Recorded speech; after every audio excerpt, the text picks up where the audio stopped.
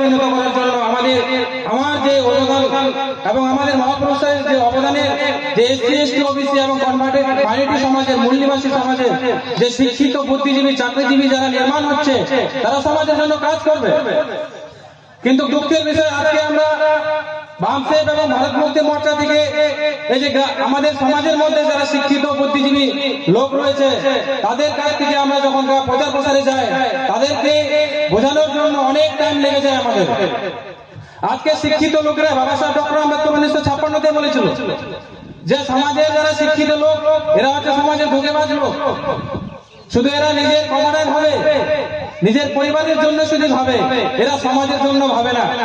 এরা যদি সমাজের জন্য যদি ভাবতো এবং ডক্টর বাবা সাহেবের যে স্বপ্ন ছিল, যে অধুরা কাজ ছিল, সেই অধুরা কাজকে স্বপ্ন যদি পূরণ করার জন্য যদি কাজ করতো তাহলে 1956 বাবা সাহেব ডক্টর আম্বেদকর দিল্লির আগ্রাতে বলতেন না যে আমাকে পড়ে লেখা লোকেরা ধোঁকা দিয়েছে।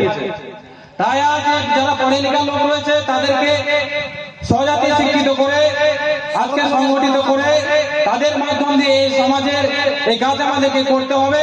তাছাড়া আমরা এখানে উপস্থিত রয়েছি, আমাদের এলাকাতে যারা শিক্ষিত বুদ্ধিজীবী লোক রয়েছে তাদেরকে বোঝানোর দরকার আছে, তাদেরকে সংগঠিত করার দরকার আছে। এবং বহুজন মুক্তি পার্টি আজকে এত বড় একটা পর্যায়ে পৌঁছে গেছে যে পুরো ভারতবর্ষে আমাদের বিএনপি থেকে এসসি এসটি ওবিসির একমাত্র পার্টি যে হচ্ছে বহুজন মুক্তি পার্টি। কাশিরাম সাহেব 1984 বিএসপি বানিয়েছিল এবং বিএসপি যখন মারায় সেই টাইমে কাশিরাম সাহেব নারা দিয়েছিল যে ভোট হামারা রাজ তোমারা নেই চলেগা নেই চলেগা। কারণ হচ্ছে কি ভোটই আমাদের 85% মানুষ, আমরা 15% মানুষ হচ্ছে শাসক বর্গ, 85% মানুষের উপরে আজকে 15% ভারী, তারাই আজকে সমস্ত জায়গাতে রাজপাট করছে। তাই কাশিরাম সাহেব যে স্বপ্ন দেখিয়ে গেছেন, কাশিরাম সাহেব যে নারা দিয়েছেন যে ভোট আমারা রাজ তোমারা নেই চলেগা নেই চলেগা, তাই আমাদের রাজ আমাদেরকে নির্মাণ করতে হবে। আর এই রাজ আমাদের বহুজন মুক্তি পার্টির দ্বারাই সম্ভব আছে। কারণ বহুজন মুক্তি পার্টি ছাড়া আজকে ভারতবর্ষের কোন পার্টি আমাদের এসসি এসটি ওবিসি এবং মূল নিবাসীর যে হক অধিকার রয়েছে সেই অধিকারের জন্য ময়দানে তাদেরকে দেখা যায় না। আমাদের সমাজের অনেক পার্টি রয়েছে, আমাদের এসসি এসটি ওবিসি সমাজের অনেক পার্টি আছে, বিহারে লালু প্রসাদ রয়েছে, ঝাড়খণ্ডে আমাদের শিবু সোরেনের পার্টি আছে, অখিলেশের পার্টি আছে, মায়াবতীর পার্টি আছে, কিন্তু তাদের উদ্দেশ্য শুধু একটাই, রাজ করো, ক্ষমতাতে আসতে হবে, আর অন্য কিছু না। বহুজন মুক্তির পার্টি শুধু একটা উদ্দেশ্য নয় যে ক্ষমতায় আসতে হবে, বহুজন মুক্তির পার্টি হচ্ছে কি ব্যবস্থা পরিবর্তন, জন আন্দোলনের মাধ্যম দিয়ে ব্যবস্থা পরিবর্তন। তাই আমাদের উদ্দেশ্য ব্যবস্থা পরিবর্তন করতে হবে। আর এই ব্যবস্থা পরিবর্তন করার জন্য বহুজন মুক্তি পার্টি সংকল্প নিয়ে ময়দানে নেমেছে। আর এর জন্য বহুজন মুক্তি পার্টি আমাদের যারা ক্যান্ডিডেট রয়েছে তারা আমাদের ক্যান্ডিডেটরা স্ট্যাম্প পেপারের উপরে লিখিতভাবে ঘোষণাপত্র আমাদের জনগণের কাছে তুলে দিচ্ছেন। ভারতবর্ষের একমাত্র পার্টি হচ্ছে বহুজন মুক্তি পার্টি, যে হচ্ছে আমাদের ঘোষণাপত্রে স্ট্যাম্প পেপারের উপরে তিনি লিখে দিচ্ছে।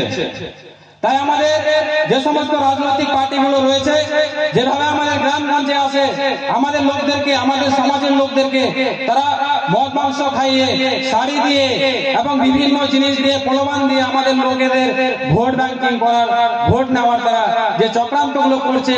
তাই আজকে যারা এখানে যারা উপস্থিত রয়েছেন আমরা সংখ্যাতে কম হলেও আমরা কিন্তু বৃহত্তর একটা উদ্দেশ্য নিয়ে কাজ করছি। আজকে আমাদের সংখ্যা কম হলেও আমরা কিন্তু বৃহত্তর উদ্দেশ্য নিয়ে কাজ করছি। তাই আমরা যারা এখানে উপস্থিত হয়েছে আমাদের কর্তব্য হচ্ছে যারা টিএমসি বিজেপি সিপিএম কংগ্রেসের লোকেরা আমাদের সমাজের লোকেদেরকে বিভিন্ন ভাবে প্রলোভন দিয়ে যে চক্রান্ত করে আমাদের ভোটগুলো, আমাদের সমাজের ভোটগুলো নিয়ে এবং তারা যে গণিতে যে বসছে সেই জিনিসটা আমাদেরকে বন্ধ করতে হবে। আমাদের সমাজের লোকদেরকে নিজেদের গ্রামে, নিজেদের এলাকাতে গিয়ে বোঝাতে হবে, তাদেরকে বুঝিয়ে তাদেরকে সেখান থেকে বের করতে হবে যে তারা যে তাদের কাছ থেকে পয়সার প্রলোভনে এবং মদ মাংসের প্রলোভনে যে তাদেরকে ভোট দিচ্ছে এটা আমাদেরকে বন্ধ করতে হবে।